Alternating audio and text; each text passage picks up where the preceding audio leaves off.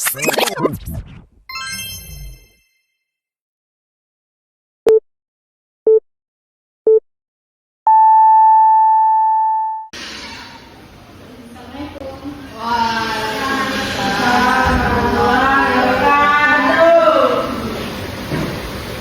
kabar Anda semua?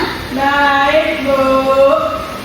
Baik, kepada ketua kelas, kepada Yusra untuk memimpin doa. Istahil. Ikram doa. Amin. Baik, Ibu akan mengambil absen ya. Ya, Bu. Yang pertama Yusra, Hadir, Bu. Malah, hadir Bu. Yanti, hadir Bu. Fitri, hadir Ibu. Baik, semuanya hadir. Kita hari ini akan belajar tentang fikih. Anda tahu kita akan belajar tentang apa? Fikih. Belum, Bu. Belum. Baik. Kemarin kita melaksanakan lebaran Idul Adha.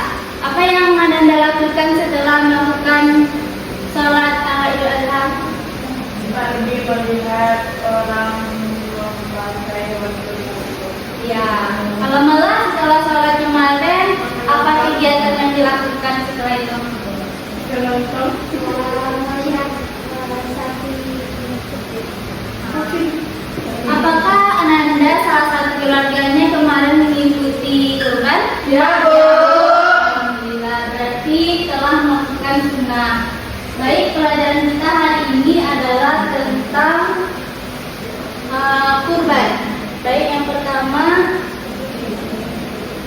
kita akan terlebih dahulu membahas tentang tujuan pembelajaran kita. Yang pertama itu peserta didik dapat menjelaskan definisi kurban dengan benar, kemudian mampu menyebutkan dalil-dalil yang mendukung pelaksanaan kurban, kemudian ketiga kriteria orang yang berkurban, keempat ada jenis dan ketentuan hewan kurban, kelima menghitung jumlah hewan kurban, keenam menjelaskan waktu dan tempat pelaksanaan kurban, ketujuh simulasi penyembelihan kurban, delapan tata cara pembagian daging kurban, kesembilan adalah hikmah pelaksanaan kurban. Baik, kita akan pahami satu persatu. Yang pertama, kita akan membahas tentang pengertian kurban. Coba malah dibaca. Pengertian kurban. Secara bahasa, kurban berasal dari kata qurba yang berarti berkati. Secara syariat, kurban artinya ibadah dalam bentuk melaksanakan penyembelihan hewan tertentu atas dasar perintah Allah Subhanahu wa Ta'ala dan petunjuk Rasulullah Shallallahu Alaihi Wasallam dengan harapan dapat mendekatkan diri kepadanya. Baik, secara bahasa itu kurban itu diartikan menjadi adalah berkat. Kemudian secara istilah atau secara syariat, kurban itu adalah bentuk pelaksanaan ibadah penyembelihan hewan atas perintah Allah untuk mendekatkan diri kepada Allah. Kemudian selanjutnya kita masuk ke materi selanjutnya, yaitu tentang dalil. Di mana dalil tentang kurban ini terdapat di dalam Quran surat Al-Kautsar ayat 1 sampai 3. Ayo kita baca sama-sama Anda.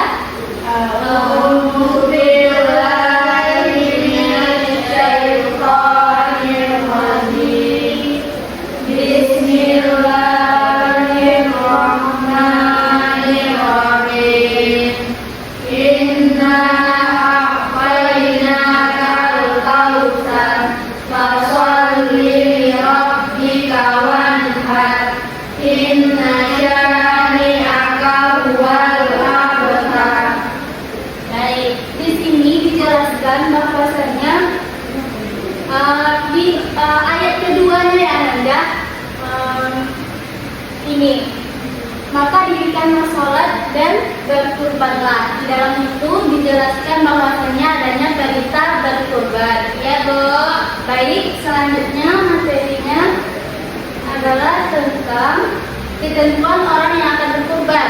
Jadi ada beberapa syarat yang perlu dimiliki oleh seseorang yang akan berkurban. Coba Yusra bacakan. Ketentuan orang yang berkurban. orang Islam. 2. Merdeka. 3. Berakal. 4. Mampu menyediakan hewan kurban. Baik, ini kriteria orang yang akan melakukan ibadah kurban.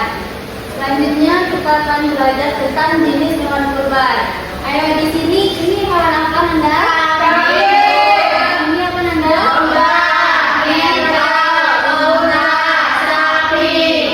Ini beberapa jenis-jenis hewan yang dapat dikurbankan.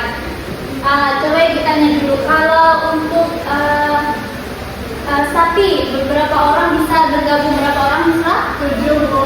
Nah, kalau kambing berapa orang bisa? 1 ya, kita lanjut ya.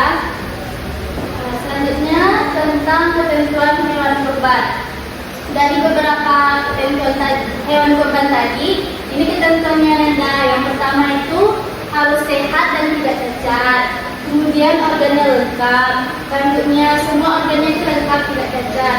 Kemudian cukup umur, seperti kalau sapi atau kerbau itu 2 tahun, kalau kambing 2 tahun, domba atau bini-bini itu 1 tahun, atau setelah mengganti gigi.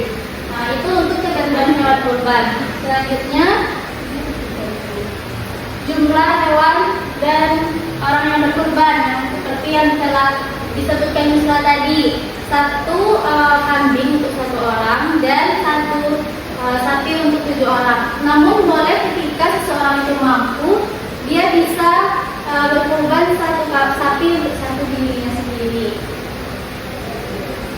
Kemudian waktu pelaksanaannya, coba tanggal berapa aja Halimah untuk penyembelihannya? Pada tanggal 10, 11, 12, dan 13 Zulhijjah kok. Ya betul, dimana di tanggal 10 Zulhijjah kita melaksanakan Hari Raya Idul Adha. Dan setelah itu boleh langsung melakukan kurban. Namun boleh juga di 3 hari tasrik, dimana tanggal 11, 12, 13 di bulan Zulhijjah. Oke, tempatnya disunahkan di lapangan terbuka atau dekat dengan pelaksanaan sholat Idul Adha. Baik, selanjutnya tata cara penyembelihan hewan kurban. Tata cara penyembelihan hewan kurban ini lebih jelasnya di pertemuan selanjutnya ya Ananda. Karena tata cara penyembelihan ini termasuk kepada nanti materi kita penyembelihan. Baik, selanjutnya yaitu pembagian dari kurban tersebut. Kepada siapa kita membagikan daging kurban nanti? Kepada fakir miskin, Bu. Nah, ya, kepada fakir miskin, kepada masyarakat juga. Daging kurban itu dibagi mentah atau masaknya nanti? Minta, Bu. Nah, ya, gunakan untuk membagi dalam keadaan mentah. Kemudian ada hikmahnya. Coba dibacakan Halimah. Baik, untuk hikmah pelaksanaan kurban ini, yang pertama itu lebih mendekatkan diri atau takarrub kepada Allah, Bu. Itu melatih diri agar berfungsi dermawan, tidak rakus dan tidak dikir. Kemudian mendidik diri atau lebih peduli kepada sesama dan menjauhkan diri dari sesama rakus dan ingin menang sendiri atau sewenang-wenang, Bu. Baik, itu dari hikmah pelaksanaan kurban. Dengan adanya kurban yang kita laksanakan ini, kita dapat mendekatkan diri kepada Allah dan juga menjalankan sunnahnya. Ibu tanya dulu, kisah Nabi apa yang menjelaskan tentang kurban ini? Nabi Ibrahim bin Ismail, Bu. Nabi Ibrahim dan putranya Ismail.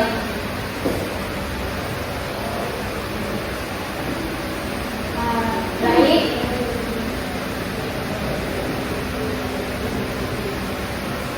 Baik, kemudian ibu akan untuk memperdalam pemahaman Anda tentang materi tadi, ibu telah membuat suatu permainan atau game yang akan Anda lakukan, yaitu dengan mengisi pertanyaan yang ada di dalam ini, di dalam kartun ibu. Sebelumnya ibu akan membagi kelompok menjadi 2 kelompok. Yang pertama kelompok 1, Malaya Nusa, Milati dan Widya untuk kelompok 2. Tolong kepada Malah.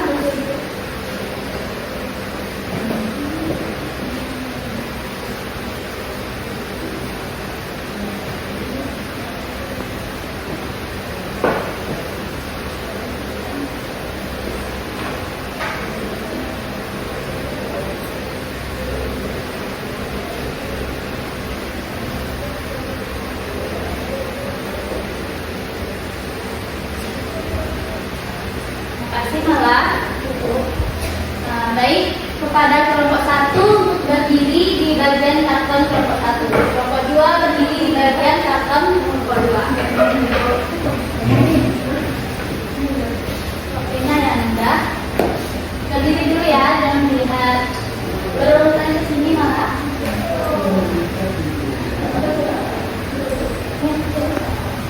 Hitung 1, 2, 3.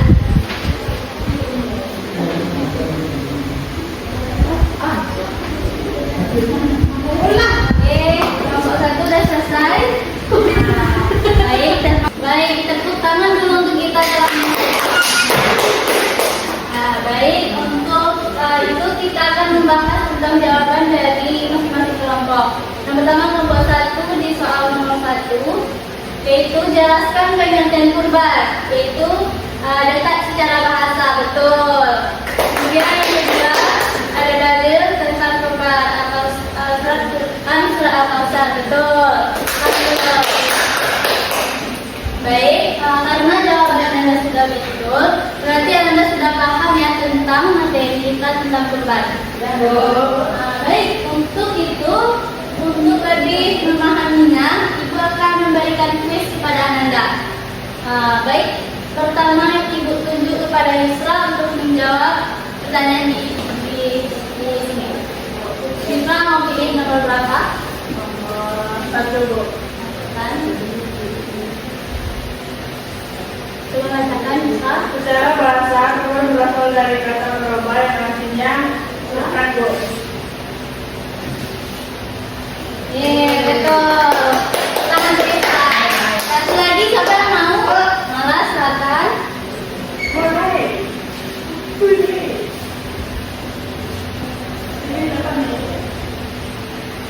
Malah. Nah, ayo malah pilih nomor berapa? Nomor 4 ya. Nah, bacakan malah. Umur minimal kambing bisa korban adalah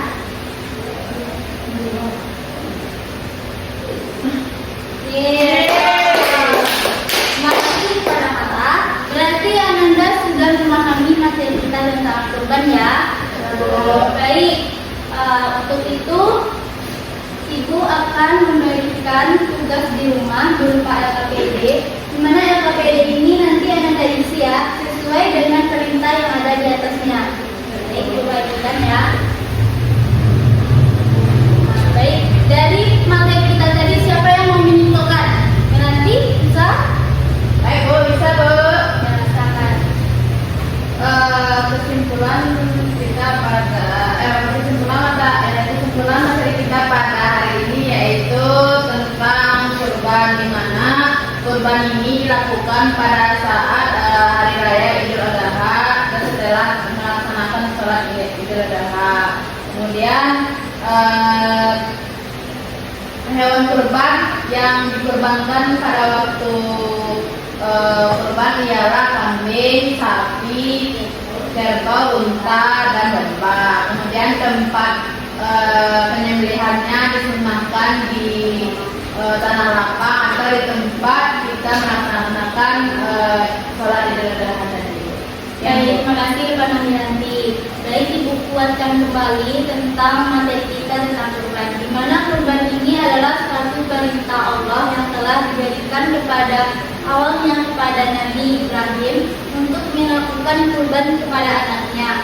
Kemudian ini terdapat di dalam Quran surat Al-Kausar ayat tepatnya pada ayat 2, di mana diperintahkan manusia untuk berkurban.